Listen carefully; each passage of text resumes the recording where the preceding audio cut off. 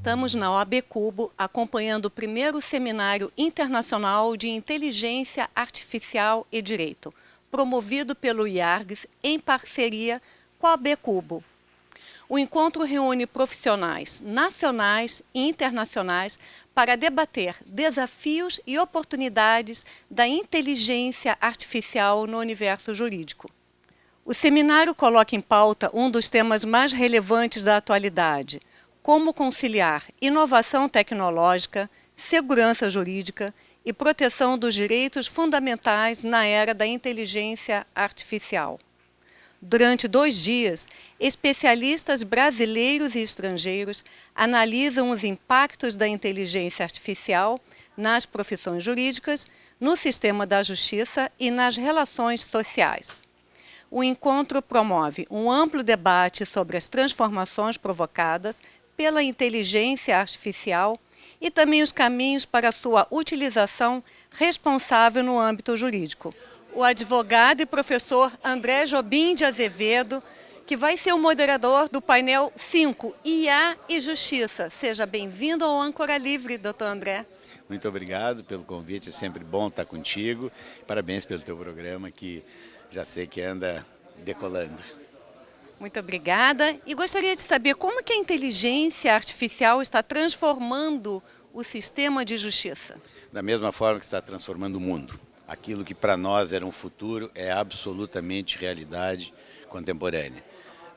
É uma ferramenta importante, ela não é exclusiva e para o sistema de justiça bastante importante. Basta que a gente se dê conta de que, por exemplo, no TST agora com uma década de atraso comparativamente ao Supremo e ao STJ, vem avançando na questão de tornar-se uma corte de precedentes.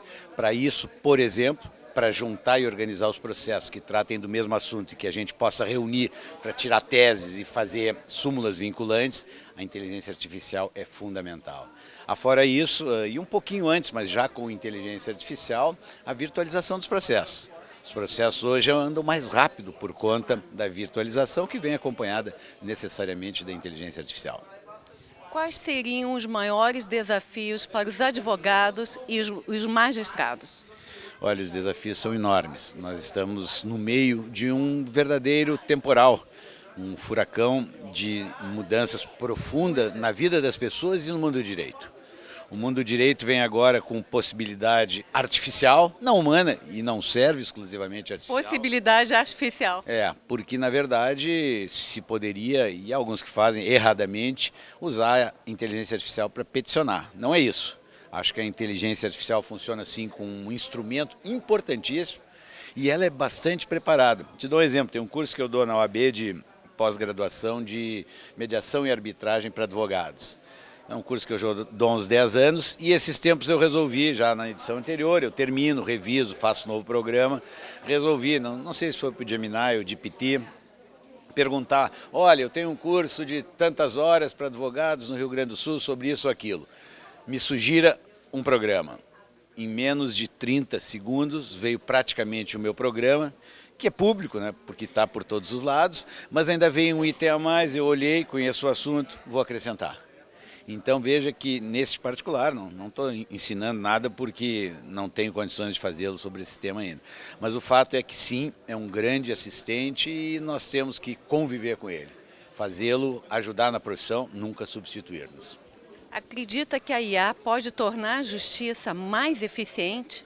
Não tenho dúvida. Esse exemplo que há pouco te dei, de reunião dos processos para ver e manejar o incidente de recursos repetitivos, para reuni-los e fazer tese, é o exemplo mais cristalino que hoje há sobre esse enfoque no avanço da justiça com o uso da IA.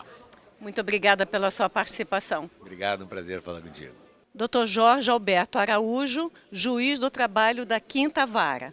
Ele vai participar como palestrante com o tema IA no Direito. Você ainda não entendeu o que está acontecendo. Seja bem-vindo, Dr. Jorge, ao Âncora Livre. Muito obrigado, Terezinha. Muito obrigado a todos. É um grande prazer e satisfação estar aqui num evento do nosso IARGS, né? Por que não estamos entendendo o que está acontecendo, Dr. Jorge? Esse título eu coloquei na minha palestra porque eu tenho visto muita gente falando sobre inteligência artificial, aliás, só se fala nisso ultimamente, mas muita gente não examinou, não analisou, ou não foi muito além do chat GPT em relação ao conhecimento. Então a pessoa trabalhou, né, fez uma interação com o chat GPT, teve uma impressão e disse assim, não me serve, mas não está usando com todo o potencial que a inteligência artificial tem, e é isso que eu quero mostrar, ainda que rapidamente, para o pessoal abrir um pouco o horizonte para entender o que a inteligência artificial pode proporcionar para o pessoal do direito. A advocacia corre o risco de ficar para trás? E esse é um grande temor que eu tenho, né? É um grande medo, não que a advocacia fique para trás, porque tem muitos escritórios que estão muito avançados nisso, mas que alguns advogados percam esse trem da história. Eu como juiz, eu me preocupo também que a magistratura, né, que o judiciário perca o trem da história, mas muitos advogados podem perder o trem da história e conhecer e não conhecer, usar e não usar inteligência artificial não dá uma pequena vantagem, dá uma vantagem gigante que talvez quem não começar no momento adequado não consegue alcançar depois quem já tiver mais avançado. Esse é o temor. Mas a advocacia em geral não tem nada a temer. Pelo contrário, né, vai acrescentar, vai melhorar muito a atividade do advogado, do juiz, de todos os profissionais do direito. Na sua avaliação, o que os profissionais do direito precisariam aprender imediatamente? Primeira coisa, né, o que eu sempre digo, abram as ferramentas, conheçam as ferramentas e comecem a interagir, a brincar com as ferramentas. Isso é o mais importante, é entender o funcionamento da ferramenta e a gente só consegue isso, né? Por que a criança na infância ela brinca, né? Porque essa fase lúdica é o que faz os neurônios trabalhar e entender a ferramenta. Então a gente tem que entender esse novo mundo, esse novo universo, e isso a gente vai conseguir, né? Quanto mais a gente interagir, né? Não na atividade, né? Tentar, né? Faz uma poesia, pede para escrever um conto, pede para fazer um desenho, pede para fazer uma imagem, né? E assim a gente vai entendendo como funciona, como a gente consegue se comunicar com esse organismo artificial. Muito obrigada pela sua participação, Dr. Jorge. Seja sempre muito bem-vindo. Muitíssimo obrigado, sempre uma honra estar aqui. Obrigado. Doutora Daniele Copete Cravo, Procuradora Municipal de Porto Alegre. O tema dela é viés da automação e tomada de decisão. O que é viés algoritmo? Ótima pergunta. Primeiro dizer que é uma alegria estar aqui no Seminário Internacional do IARGS da OAB, no tema de inteligência artificial, um tema tão importante, demonstrando aí o protagonismo dessas duas instituições aí, de estarem se adiantando e trazendo para os advogados todas essas discussões, e não só para advogados, como vários outros atores que hoje temos aqui, desembargadores, juízes, magistrados, procuradores. E o viés da automação, ele significa o seguinte: quando a gente começa a utilizar a tecnologia para ajudar no processo de tomada de decisão, é muito comum que o ser humano ele comece a confiar demais no que a máquina nos aponta. Isso gera um prejuízo tremendo, porque chega um momento em que as pessoas, mesmo desconfiando, ou eventualmente talvez pensando um pouco diferente do que aquela sugestão que a IA trouxe, começa a deixar de lado o seu juízo, o seu discernimento e começa a seguir cegamente aquilo que a máquina aponta. Isso, no longo prazo, pode gerar prejuízos muito sérios em termos de equidade, igualdade, entre outros valores aí essenciais na nossa sociedade. E tem como influenciar ou impactar nas decisões judiciais? Claro, com certeza, porque hoje em dia o judiciário já utiliza vários sistemas de inteligência artificial, tanto o nosso TJ do Rio Grande do Sul, como vários outros tribunais aí ao longo de todo o território nacional. E a partir do momento que isso está sendo utilizado, tanto pela assessoria quanto pelo juiz depois, pode ser, né, que no momento da sua revisão e na decisão final ali, isso pode sim sopesar e afastar, né, aquela prudência que é essencial do juiz humano. É possível eliminar totalmente esses vieses? Assim, possível, 100% a gente nunca sabe, né? A gente nunca pode afirmar 100%, mas evidentemente que existem vários mecanismos de compliance, de conformidade, de capacitação, de instrução, das instituições perceberem e saberem que isso é um risco real e um risco concreto e começarem a adotar medidas e políticas justamente para conscientização e evitar que isso realmente aconteça. A gente já tem vários casos no plano internacional, inclusive envolvendo o poder público, né? A administração pública como um todo, e que impactou muito na vida do cidadão, em casos até gravíssimos, assim, de perda de poder familiar, de crianças, de suicídios cometidos por erros que foram feitos por se confiar em índices de fraudes, etc., e que teve consequências drásticas aí na vida das pessoas. Muito obrigada e seja sempre muito bem-vinda ao Âncora Livre. Eu que agradeço. Obrigada. Isabel Celeste da Fonseca, professora da Escola de Direito da Universidade do Ninho, em Portugal. Seja muito bem-vindo ao programa Âncora Livre. Muito obrigada, é um prazer. O prazer é mesmo meu. Tem sido uma estadia absolutamente para desfrutar, aprender e partilhar dúvidas, angústias e também algum conhecimento. Enfim, este tema merece muita reflexão e acho que estamos todos, convencidos de que não ficamos por aqui.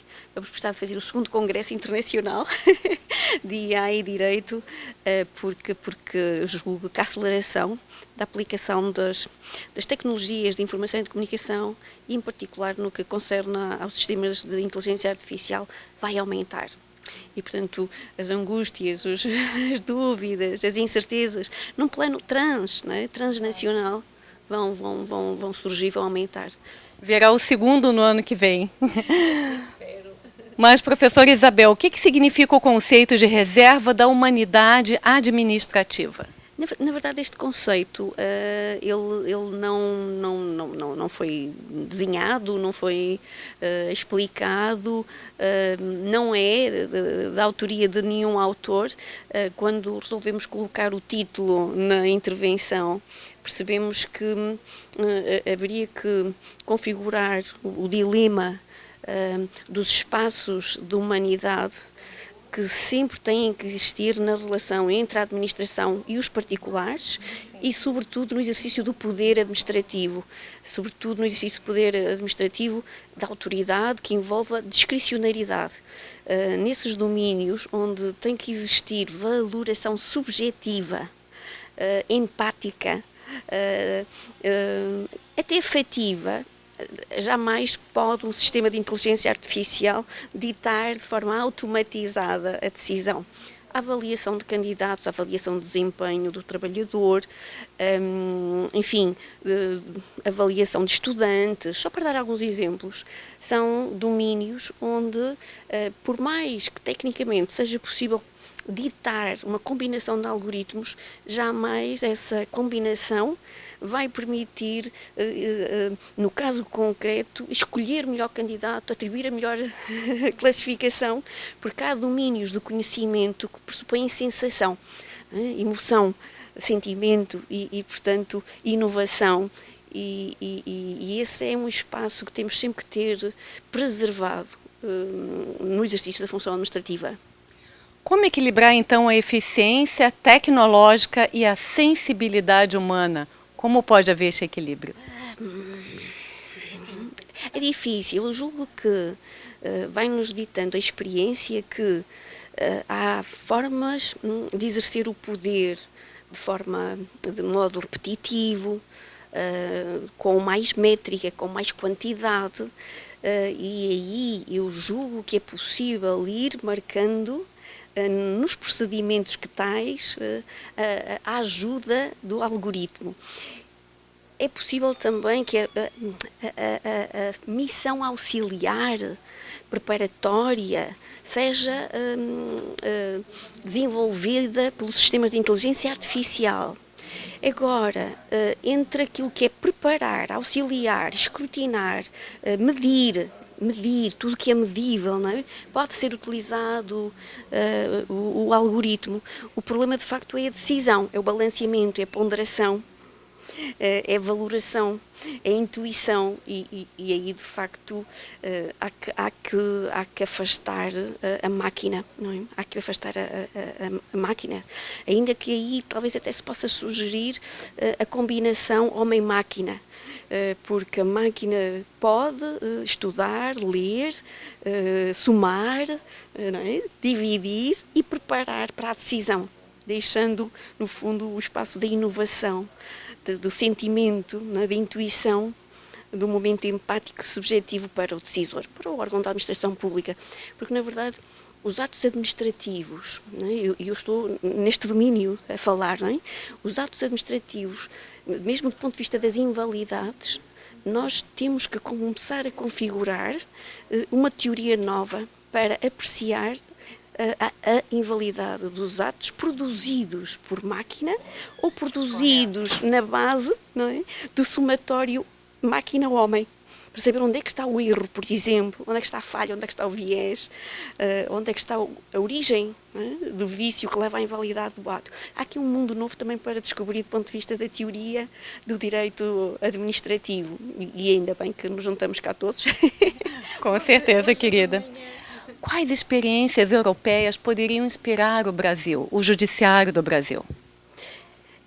Então, eu julgo que, do ponto de vista europeu, tem havido um esforço enorme em regulamentar, em disciplinar, em fazer assim, aquela combinação sempre necessária do direito sem esquecer outras fontes de direito, documentos de trabalho, orientador, recomendações, códigos de boas práticas, a própria jurisprudência do Tribunal de Justiça, mas tem havido esse esforço pela emissão de normas, porque sempre tem o caráter mais vinculativo. Isso aconteceu com o Regulamento Geral sobre a Proteção de Dados, está agora a acontecer também com a disciplina da utilização da inteligência artificial, mas eu devo dizer que o processo de emissão destas normas é um processo demorado. É tão demorado que quando ele surge para ser aplicado, o resultado final, ele parece já um bocadinho ultrapassado. Porque esta parece que é também a sina do direito que versa sobre as tecnologias e o uso das tecnologias. Quando o direito chega, já chega um bocadinho tarde. Então, e ontem ouvimos falar muitas vezes na palavra urgência. Urgência em discutir, urgência em tomar medidas, urgência em... Tudo tem sido urgente. Porque também tudo tem sido tão acelerado na mudança, não é? Então eu julgo que do ponto de vista da experiência europeia, cada caso é um caso, não é? Vemos aliás, hoje de manhã podemos assistir ao modelo americano e à ausência de um regime uniforme. Os Estados vão, enfim, elaborando as suas próprias disciplinas e elas vão variando de Estado para Estado. Na Europa, o continente está sujeito às mesmas regras, não é? Portanto, o espaço de integração europeia pressupõe isso, normas para todo o espaço europeu, e somos muitos. Portanto, é certo que não dispensa, esse regime jurídico não dispensa a autorregulação.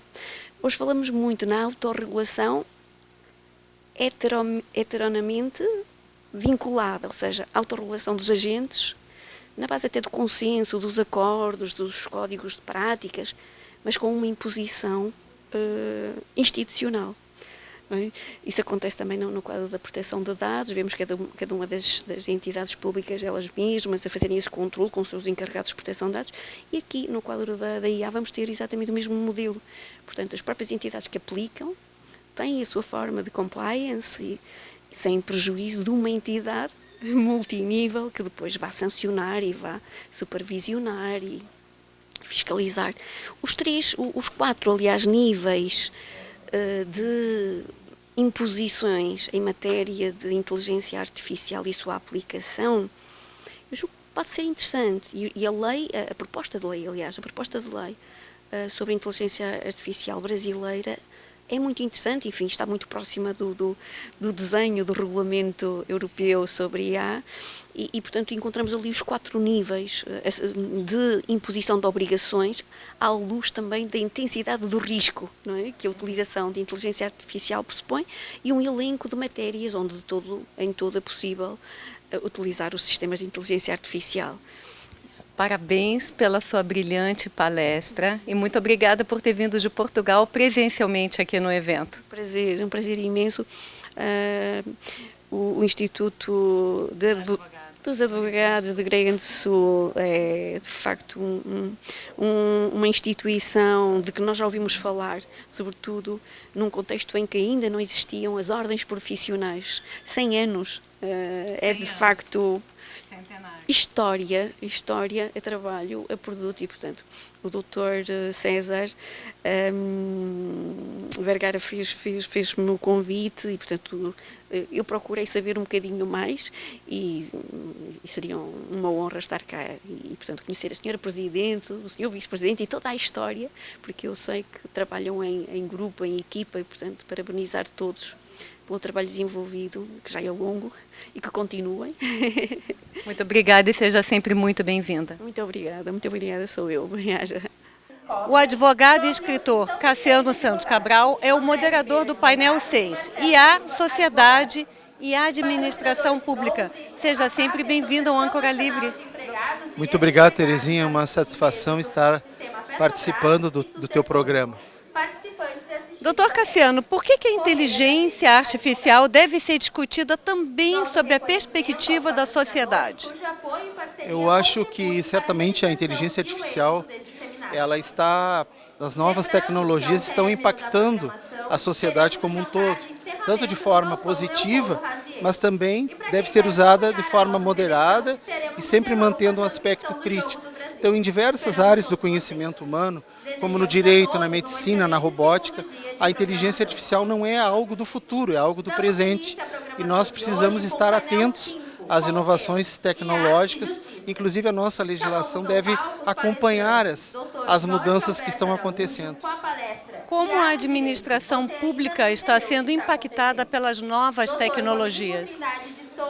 A inteligência artificial é uma realidade também dentro da administração pública. Falo aqui especificamente do Poder Judiciário, do Ministério Público, na medida que nós temos ferramentas como o Copilot ou Aurora, que facilitam muito o nosso trabalho, trabalho de juízes, promotores, servidores, para a pesquisa de jurisprudência, de doutrina.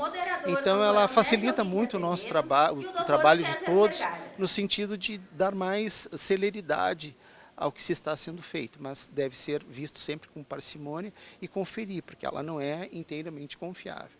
A inteligência artificial ela trabalha com algoritmos e esses algoritmos às vezes são falhos, mas facilita muito, é algo realmente que veio para ficar. Muito obrigada e parabéns pela sua participação. Eu que agradeço. Doutor André Rafael Weimiller, ele que é advogado, professor e auxiliou também na coordenação deste evento. Seja muito bem-vindo ao Âncora Livre. Muito obrigado, Terezinha. É um prazer, uma honra muito grande estar aqui contigo, contribuindo nesse evento tão importante.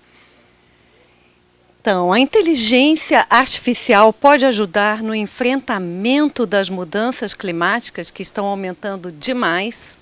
Sim, esse é um dos temas centrais da atualidade, né? Nós temos uma grande preocupação com isso, que cada vez aumenta mais, os sintomas desse processo são cada vez mais evidentes. E a inteligência artificial pode sim contribuir, já está contribuindo, principalmente quando ela proporciona os instrumentos técnicos, científicos, principalmente para fazer medições, para fazer estimativas, monitoramentos, enfim, todo esse processo científico de controle e de antecipação de possíveis efeitos negativos das mudanças climáticas. Quais seriam as aplicações ambientais que já estão produzindo algum efeito? Além dessas que eu citei, no campo assim do monitoramento, da tecnologia em si, nós temos sim hoje uma importante contribuição da inteligência artificial na área da agricultura.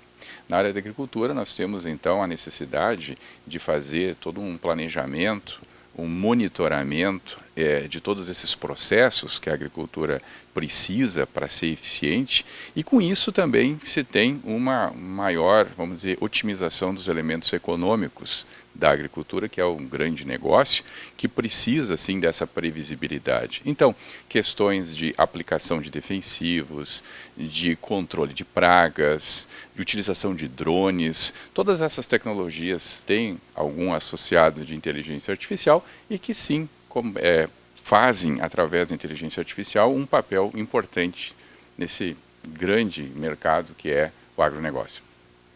Como que a tecnologia poderia contribuir para políticas públicas ambientais?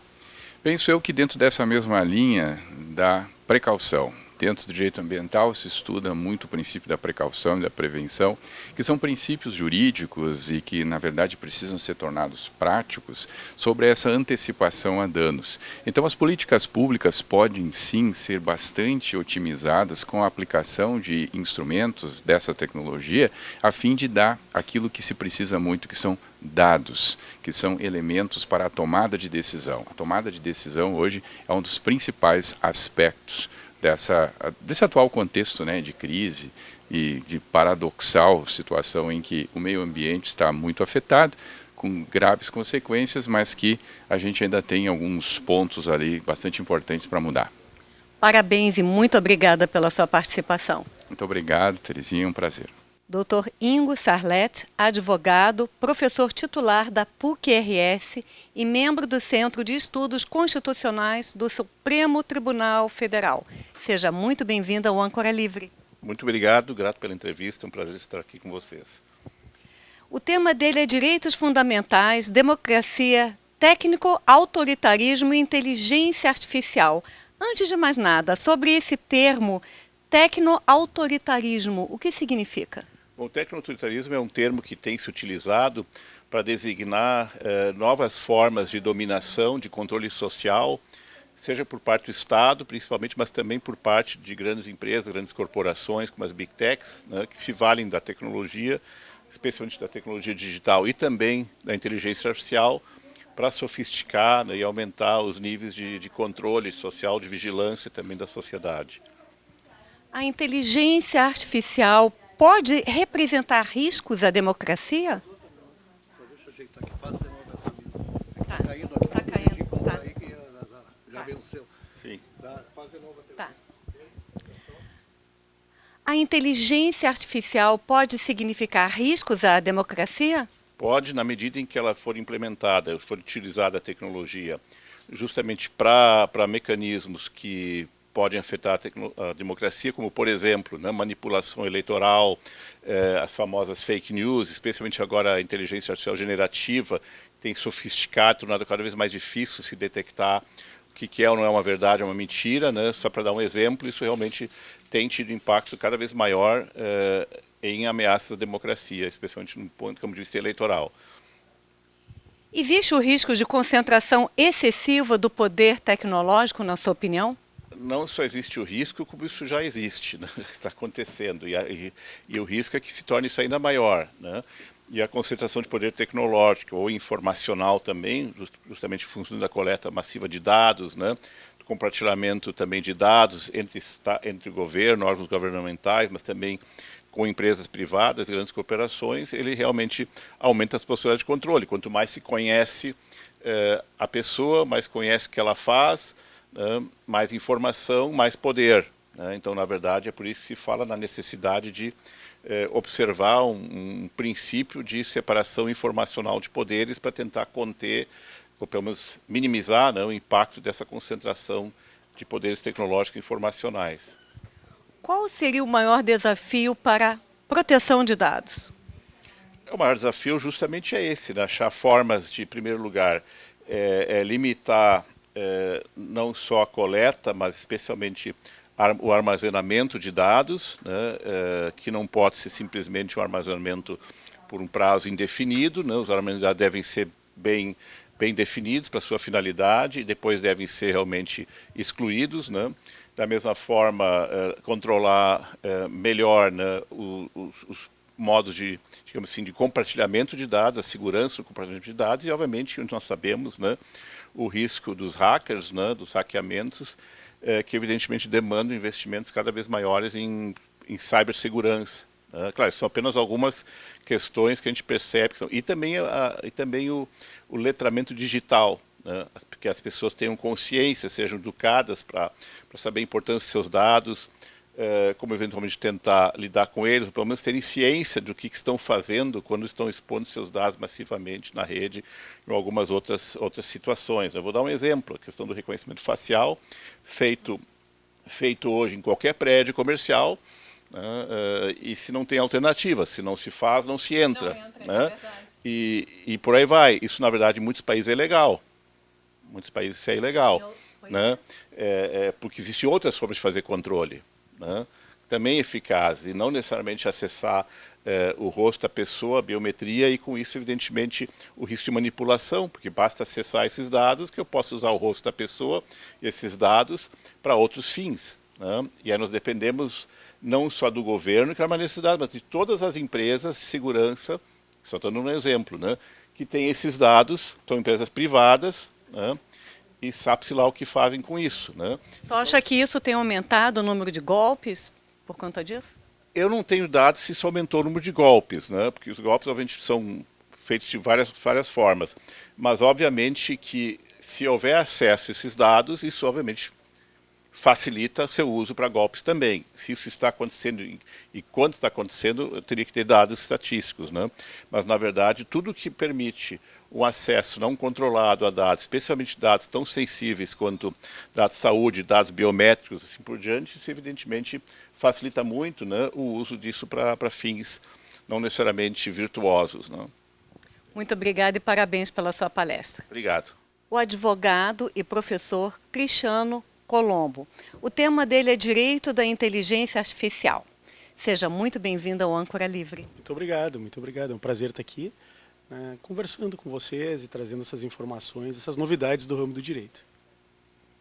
Então, o direito da inteligência artificial pode se tornar um novo ramo jurídico? Bem, é o que estamos trabalhando, né? Na verdade, com certeza, porque para ser um novo ramo do direito, ele precisa primeiramente, né, ter doutrina, estudo sobre isso. E realmente a gente já vê que sim, cada vez mais professores, estudiosos estão se dedicando, né? Então investigadoras, pesquisadoras que estão estudando esta área. Além disso, para ser um novo ramo, além da questão doutrinária, há uma necessidade de uma legislação especial. E é verdade, o Brasil, por exemplo, já tem um PL 2338, não se sabe se vai ser exatamente esse PL que vai se tornar a lei de inteligência artificial brasileira, mas na verdade, em nível mundial, já há toda uma orquestração. A gente tem aí, por exemplo, né, o AI Act, que é, na verdade, o regulamento de proteção de inteligência europeu. Né? Então, há doutrina, há legislação e já existem nas universidades disciplinas sobre isso, como, por exemplo, lá na Unicinos, que nós temos o direito da inteligência artificial já com uma disciplina que os alunos podem cursar, as alunos podem cursar. Muito interessante, porque eu vejo muitos advogados que estão pleiteando cursos a respeito para poder entender melhor a inteligência artificial na profissão. Exatamente. No nosso mestrado profissional, a gente trabalha essa disciplina, Direito da Inteligência Artificial, e também Responsabilidade Civil e Novas Tecnologias. Né? Realmente, o que se estuda? Né? Eu acho que cada vez mais se torna interessante estudar essa matéria. Eu gostaria de dizer assim, de uma forma bem prática, porque os nossos tribunais já estão vamos assim, revelando a necessidade do estudo.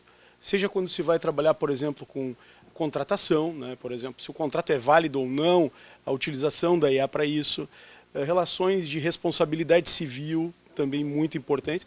E agora, claro, o grande desafio, né? O profissional do direito está usando a IA, e aí isso está trazendo, evidentemente, grandes questões, né? Até que ponto e de que modo ou como o profissional deve utilizar. Só acha que o Brasil acompanha esta evolução? Com certeza, né? Acho que o Brasil ele está, primeiramente é até interessante dizer que houve um momento histórico, um ponto histórico, que o Brasil seria o primeiro país a ter uma lei de inteligência artificial. Mas em razão de questões, né, de discussões legislativas, de uma maior maturação, ele acabou então, né, ainda por estar, né, em discussão. Né? E aí, claro, a Europa foi à frente, enfim, as discussões. Mas o Brasil, ele sim, ele tem uma grande vocação para estudar, para trazer, porque o Brasil é muito grande, tem muitos casos e muitos processos. E isso realmente é um diferencial em relação a outros países do mundo. Nosso judiciário ele está constantemente, né, sendo questionado sobre casos e, evidentemente, também sobre IA. O O que seria mais urgente os profissionais de direito hoje estudarem? Eu vejo que a disciplina de direito da inteligência artificial, ela é uma disciplina transversal. Por quê? Porque ela vai, por exemplo, ser de grande importância em inúmeros ramos do direito. Se a gente pensar assim, por exemplo, responsabilidade civil. Daqui a pouco, né, nós vamos ter os veículos autônomos, né, ou totalmente autônomos, porque autônomos, semi-autônomos já existem, andando pelas vias. Como é que nós, profissionais do direito, vamos trabalhar a responsabilidade civil nesse ponto? Outra situação interessante, propriedade intelectual. Né? Hoje muita gente está usando a IA, está gerando textos, está revisando textos. Como é que isso, quais são os pontos, né? Ou ainda, por exemplo, a grande discussão, né, até da área do jornalismo, a utilização, por exemplo, de textos já existentes de um profissional para gerar novos textos. Como é que fica a questão dos direitos? Antiético, né? Existem várias discussões, como você coloca, questões, por exemplo, que vão tanto no âmbito ético como no âmbito jurídico. Né? Então, isso é grave, né? Muito obrigada e parabéns pela sua palestra. Que agradeço, valeu pela oportunidade, fico muito feliz aqui de estar compartilhando, sim, né, esse novo ramo do direito, o direito da inteligência artificial. Muito obrigada. Valeu. O primeiro seminário internacional de inteligência artificial e direito é um grande sucesso.